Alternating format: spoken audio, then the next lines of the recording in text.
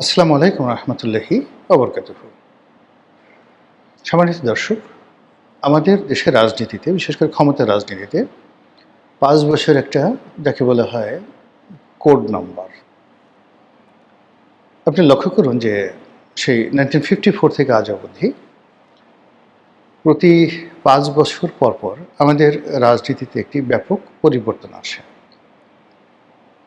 এবং সে পরিবর্তনের ফলে একেবারে রাজনীতির যেটিকে বলা হয় কোর্স অফ অ্যাকশন, সেই কোর্স অফ অ্যাকশন চেঞ্জ হয়ে যায়।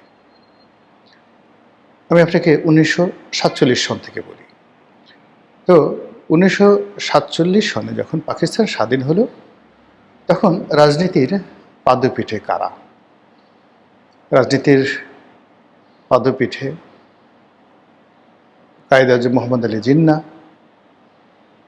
তার সঙ্গে মোহাম্মদ আলী বা আলী ভ্রাতৃদ্বয়, মোহাম্মদ আলী, লিয়াকত আলী, সাহেবজাদা ইয়াকুব আলী খান। আচ্ছা, গেল। তো ৪৭, ৪৮, ৪৯, ৫০, সেই ৫০-এর পরে এটা পরিবর্তন হতে থাকলো। সেই পরিবর্তনের ধারায় সেখানে গোলাম মোহাম্মদ, চৌধুরী গোলাম মোহাম্মদ, এরপর খাজা নাজিম উদ্দিন, এখানে হোসেন শহীদ সরওয়ার্দী, শেরেবাংলা একে ফজলুল হক, সর্বভারতীয় রাজনীতির এই সমস্ত দিকপালরা এসে পাকিস্তানের রাজনীতিতে গুরুত্বপূর্ণ হয়ে পড়লেন। দ্বিতীয় ক্যাটাগরিতে এসে যারা এলেন তারা খেলাফতে রব্বানী পার্টির আবুল হাসিম, তারপর সেই মুসলিম লীগের আরও অনেক যারা নেতৃবৃন্দ রয়েছেন তারা। এভাবে চলল ৫ বছর। তাহলে ৫০, ৫১, ৫২, ৫৪। ৫৪তে এসে পুরো রাজনীতির যে পট পরিবর্তন হয়ে গেল, একেবারে কোর্স অফ অ্যাকশন পরিবর্তন হয়ে গেল পূর্ব পাকিস্তানে এবং পশ্চিম পাকিস্তানে। এভাবে চলল ৫ বছর। ৫৪, ৫৫, ৫৬, ৫৭। ৫৮ সালে এসে পুরো রাজনীতির পট পরিবর্তন হয়ে গেল। সেখানে আইয়ুব খান চলে আসলেন, সব শেষ। এবং একটা ইতিহাস তৈরি হলো, সামরিক শাসনের ইতিহাস। সেই ৫৮ থেকে ৫৮, ৫৯, ৬০, ৬১, ৬২ সনে এসে কি হলো, আবার কোর্স অ্যাকশন পরিবর্তন হলো। আইয়ুব খান দেখলো যে এভাবে চলবে না, নির্বাচন দিতে হবে, বেসিক ডেমোক্রেসি দিতে হবে, রাজনৈতিক দলগুলোকে স্বীকৃতি দিতে হবে, নানা রকম একটা পরিবর্তন, মানে সামরিক শাসনটাকে তিনি আবার গণতন্ত্রে রূপান্তরিত করলেন। আচ্ছা, ৬২ থেকে আবার ৫ বছর, ৬৩, ৬৪, ৬৫, ৬৬। ৬৬ সনে কি হলো, পুরো তার যে সামরিকতন্ত্র, তারপরে আবার সেমি বেসিক ডেমোক্রেসির যে ইতিহাস, এটা পাল্টে গেল। নতুন একটা আন্দোলন, শিক্ষা আন্দোলন শুরু হলো। ৬২ শিক্ষা আন্দোলন, সেটাকে গিয়ে ৬৬ গণ আন্দোলনে রূপান্তরিত হলো এবং সব কিছু একেবারে তছনছ হয়ে গেল। এরপর পরবর্তী ৫ বছর আসেন ৬৬, ৬৭, ৬৮, ৬৯। ৬৯ গণ অভ্যুত্থান হয়ে গেল। ৭০ একটা নতুন প্রেক্ষাপট তৈরি হয়ে গেল। আবার আসেন ৫ বছর, ৭০, ৭১, ৭২, ৭৩, ৭৪ সাল। ৭৪ সাল দুর্ভিক্ষ হলো এবং ৭৫-এর ১৫ই আগস্ট অনিবার্য করে তুলল। তারপরের ৫ বছর আসেন ৭৫, ৭৬, ৭৭, ৭৮, ৭৯। ৭৯-তে কী হলো, জিয়াউর রহমান সাহেব এই যে বহুদলীয় গণতন্ত্র, এর আগে নানা রকম কিছু করে সে একটা স্ট্যাবল অবস্থায় দেশটাকে আনলো। আনার পরে এরপরে মাত্র ২ বছরের মাথায় তার পরিণতি শেষ হয়ে গেল। এরপরে আপনি সেই ৭৯ থেকে আবার ৫ বছর করেন, ৭৯, ৮০, ৮১, ৮২, ৮৩ সন। 1983-তে কী হলো, এরশাদের মার্শাল ল। আবার সেই এরশাদের মার্শাল লর সঙ্গে যদি আপনি তুলনা করেন, আপনি দেখবেন যে সেই 1958-এর মার্শাল লয়ের একেবারে অনুরূপ।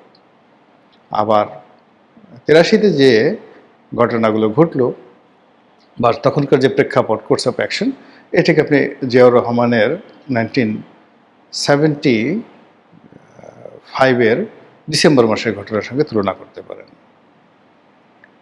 এভাবে 83 থেকে আরও 5 বছর পরে আগায় যান, 84, 85, 86, 87, 88। 88 সনে পুরো রাজনীতির যে তার যে ক্যারিয়ার শেষ হয়ে গেল।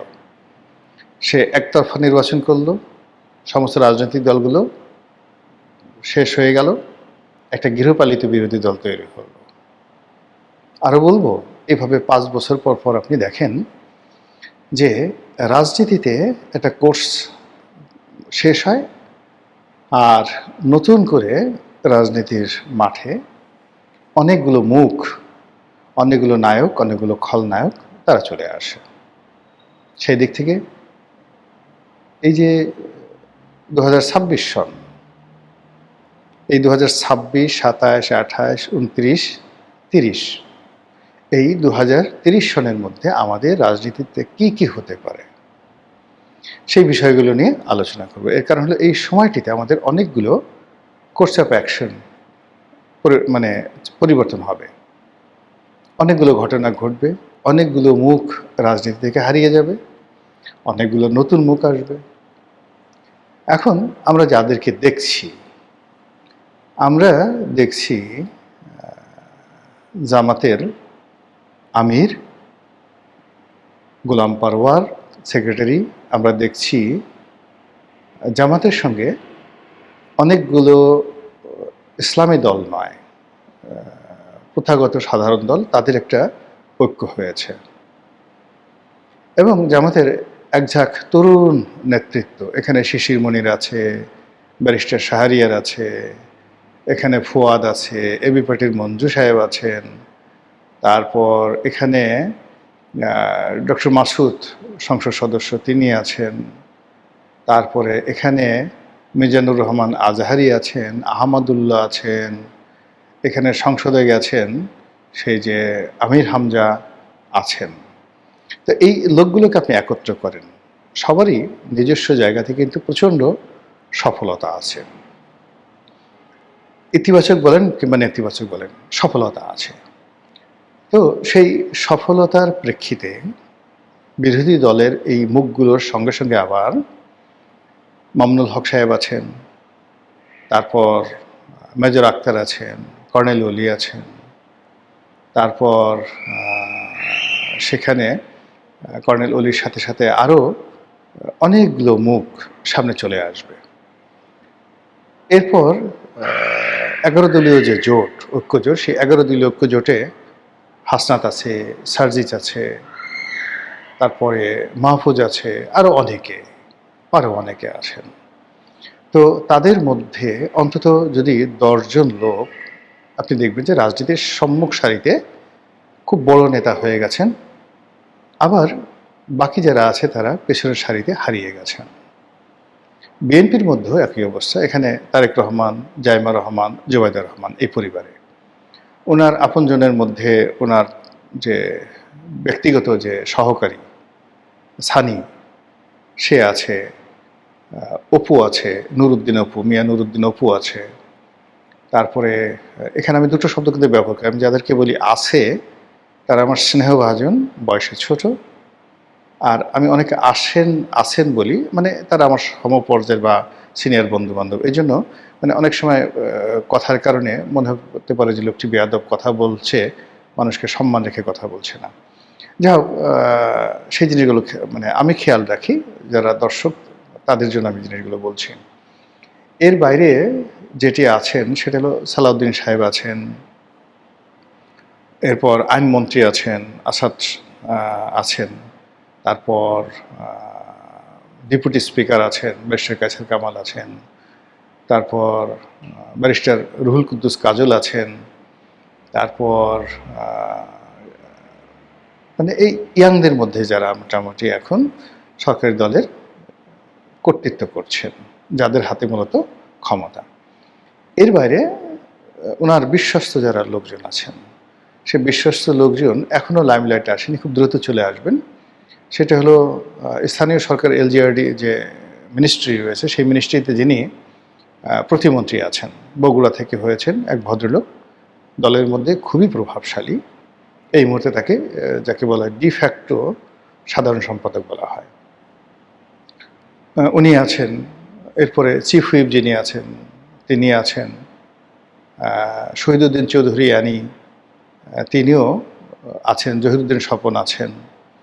তো এরকম সরকারি দলের অন্তত 100 তরুণ এবং মধ্যবয়সী যারা লোকজন রয়েছেন, তাদের মধ্যে একটা বিরাট অংশ পেছনে পড়ে যাবেন আর বিরাট অংশ সামনে চলে আসবেন। এই হলো এখানকার দৃশ্য। বাইরে কি হতে পারে? বাইরে হাসানুল হক ইনু সাহেব, রাশেদ খান মেনন সাহেব, ওনাদের মতো লোক ছাড়াও সেই হেফাজতে ইসলামীর অন্তত 1 ডজন আওয়ামী লীগপন্থী যারা নেতা আছেন, যারা খুবই জনপ্রিয়, ওয়াজের ময়দানে সংগঠন চালাতে গিয়ে এবং হেফাজত তাবলিগের মধ্যে তাদের একটা বিরাট প্রভাব রয়েছে। আমি ব্যক্তিগতভাবে কারো নাম বললাম না। অন্যদিকে আওয়ামী লীগের যে রাজনীতি, সেই রাজনীতিতে শেখ হাসিনা ছাড়াও জাহাঙ্গীর কবির নানক সাহেব আছেন, বাহাউদ্দিন নাসিম সাহেব আছেন। কোনো অবস্থায় আপনি তাদের যে প্রভাব, এটা আপনি বন্ধ করতে পারবেন না। এদের একটা গ্রুপ হয়ে গেছে রাজনীতিতে, অর্থাৎ বাহাউদ্দিন নাসিম, আলাউদ্দিন নাসিম, তারপর জাহাঙ্গীর কবির নানক, ওনাদের একটা পলিটিক্যাল গ্রুপ ঠিক সেম এইজে আছেন, যারা দেশের বাইরে থাকা সত্ত্বেও তাদের মধ্যে একটা পোলারাইজেশন হচ্ছে। শেখ পরিবারের মধ্যে শেখ ফজলে নূর তাপস আছেন, পরশ আছেন, শেখ রেহানার ছেলে ববি আছেন, তারপরে সজীব ওয়াজেদ জয় আছেন, পুতুল আছেন। আপনি এদেরকে রাজনীতি থেকে বাদ দিতে পারবেন না। অন্যদিকে শেখ সেলিম সাহেবের যে ছেলে একজন আছেন, যিনি যুবলীগ করতেন, ব্যারিস্টার, তো নাইম, ব্যারিস্টার নাইম। তারপরে আবুল হাসনাত আবদুল্লাহ সাহেবের ছেলে আছে, যিনি বরিশালে মেয়র হয়েছেন, হাসনাত আবদুল্লাহ। মানে আওয়ামী লীগের রাজনীতিতে তাদের যে অবস্থান, এর বাইরে আর অনেক যে সকল রিফাইন্ড নতুন ছাত্রলীগ যুবলীগ থেকে একটা বিরাট গ্রুপ চলে আসবে। যেমন ধরুন লিয়াকত শিকদার, নজরুল ইসলাম বাবু, ইকবালুর রহিম, এরকম ছাত্রলীগের সাদ্দাম, তারপরে গোলাম রব্বানী, নাজমুল, মানে যারা অতীতে প্রেসিডেন্ট সেক্রেটারি হয়েছেন, তাদের মধ্যে যাদের ফাইন্যান্সিয়ালি বা যাদের বিরুদ্ধে করাপশনের অভিযোগ ওরকম বেশি একটা নেই, বা যারা পদ পদবি পাননি, এরকম অনেকে সম্মুখ সারিতে চলে আসবেন। যেমন শেখর আছেন, আবু সাইদ স্বপন আছেন। ওনারা সবাই এরকম আওয়ামী লীগের অন্তত 100 জন নেতাকর্মী, তারা এই দলটির নেতৃত্বে আসবেন, অথবা আওয়ামী লীগ যদি হারিয়ে যায় এরাও হারিয়ে যাবেন। তো এই যে হারিয়ে যাবেন, এটা হলো আমাদের স্বাভাবিক যে প্রক্রিয়া। যদি আওয়ামী লীগ, জামাত, বিএনপি, এনসিপি এদের সবার রাজনীতি করার সুযোগ থাকে, তাহলে এরকম একটা পরিবেশ পরিস্থিতির সৃষ্টি হবে। ফলে আগামী 5 বছর পরে রাজনীতির ময়দানে আপনি অনেককে দেখবেন যাদেরকে আপনি এখন কাউন্ট করছেন না, আর এখন যাদেরকে আপনি কাউন্ট করছেন তাদের অনেককে আপনি দেখবেন যে রাজনীতির ময়দানে তারা নেই। এই গেল একটা। দ্বিতীয় যেটা আছে সেটা হলো যে, যদি সরকার খুব ভালো করে, বিএনপি খুব ভালো করে, আওয়ামী লীগ ধীরে ধীরে ধীরে ধীরে যাকে বলে পিছনের সারিতে চলে যাবে, একসময় মানুষ ভুলে যাবে। যদি তারেক রহমান সাহেব আর একটা পদ্মা সেতু করে ফেলে, আরও একটা বড় এক্সপ্রেসওয়ে করে ফেলে, 300 ফিটে যেটা পূর্বাঞ্চলের যে রাস্তা, এর চাইতে দৃষ্টিনন্দন, সে দেখা গেল সে বলল যে না, আমি এখন 300 ফিট যেভাবে চলছে এটা তো আসলে 30-35 কিলোমিটার, আমি পুরো ঢাকা চট্টগ্রাম যে হাইওয়েটা আছে, আগামী 5 বছরের মধ্যে ঢাকা চট্টগ্রাম হাইওয়ে আর পদ্মা সেতু পার হয়ে ভাঙ্গা থেকে একেবারে মানে পটুয়াখালী পর্যন্ত বা কুয়াকাটা পর্যন্ত আমি এটাকে 6 লেনের একটা হাইওয়ে করে ফেলব, মংলা বন্দর পর্যন্ত। তো এই দুটো কাজ যদি হয়, এই দুটো কাজে যদি তারা মনে করে যে না, আমরা এখানে 30,000 কোটি বা 40,000 কোটি টাকা ব্যয় করব, এত দিনের মধ্যে একটা জার্মান কোম্পানিকে দেব, জার্মানরা খুব ভালো, বিশ্বস্ত, অথবা কোনো ওআইসি কর্পোরেশনের মতো জাপানি কোনো কোম্পানিকে দেবো, একদম টাইম ফ্রেম করে আমাকে এত দিনের মধ্যে এই দুটো highway, just like highway, no মানে যাকে বলা হয় কোনো রিক্সা কোনো মানে ওই হাইওয়েতে কেউ ঢুকতে পারবে না, একজন পাখিও ঢুকতে পারবে না, এইভাবে পুরো ব্লকেট করে দেওয়া হবে যেভাবে চীন, ইউরোপ, আমেরিকাতে হাইওয়েগুলো থাকে। তো বাংলাদেশে যদি তারা অন্তত দুটো হাইওয়ে করতে পারেন, একটা পদ্মা সেতু করতে পারেন, তাহলে দেখা যাচ্ছে লোকজন আর শেখ হাসিনার নাম নেবে না। এটা হলো বাস্তবতা।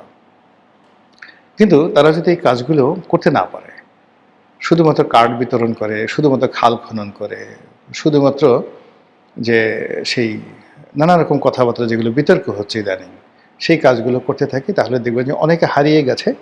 আর আওয়ামী লীগের নাম বারবার আসছে যে না, এদেশে আসলে আওয়ামী লীগের সরকার বারবার দরকার, এরকম একটা পরিবেশ পরিস্থিতি তৈরি হতে থাকবে। তো এই যে 5 বছরের যে কোর্স অফ অ্যাকশন, সেই কোর্স অফ অ্যাকশন কিন্তু শুরু হয়ে গেছে। একটা জিনিস আমি বলতে পারি যে বাংলাদেশে হয়তো আর সামরিক শাসন বা আরেকটি ১/১১ যে পরিবেশ পরিস্থিতি, এটা আর হবে না। আরেকটা জিনিস আমি বলতে পারি যে আমাদের যে সিভিল সোসাইটিতে যে ধরনের একটা অ্যাম্বিশন ছিল, ডক্টর মোহাম্মদ ইউনূসের পতনের পরে সেই অ্যাম্বিশনটাও চলে গেছে। ফলে আগামীতে যা কিছুই হোক না কেন, এটা রাজনীতির মাধ্যমে হবে। সেটা ইসলামী ধারা রাজনীতি হতে পারে, বিএনপি ধারা রাজনীতি হতে পারে, আওয়ামী লীগ ঘরানার রাজনীতি হতে পারে। এটা একটা সম্ভাবনা। আর সেই সম্ভাবনার সঙ্গে আমেরিকা যুক্ত হতে পারে, ভারত যুক্ত হতে পারে, অথবা চীন এবং পাকিস্তান যুক্ত হতে পারে। কিন্তু ঘটনা যাই হোক না কেন, 5 বছর পর আপনি আজকের এই 2026 সনের যে রাজনীতি দেখছেন, তার 5 to 10% রাজনীতি আপনি দেখতে পাবেন না। 5 বছর পর আপনি যা কিছু দেখবেন, একেবারে 90% একটা ভিন্ন পরিবেশ, ভিন্ন আঙ্গিক আপনি দেখতে পাবেন। মহান আল্লাহ আমাদের সবাইকে হেদায়েত দান করুন এবং হেফাজত করুন। আসসালামু আলাইকুম ওয়া রাহমাতুল্লাহি ওয়া বারাকাতুহু।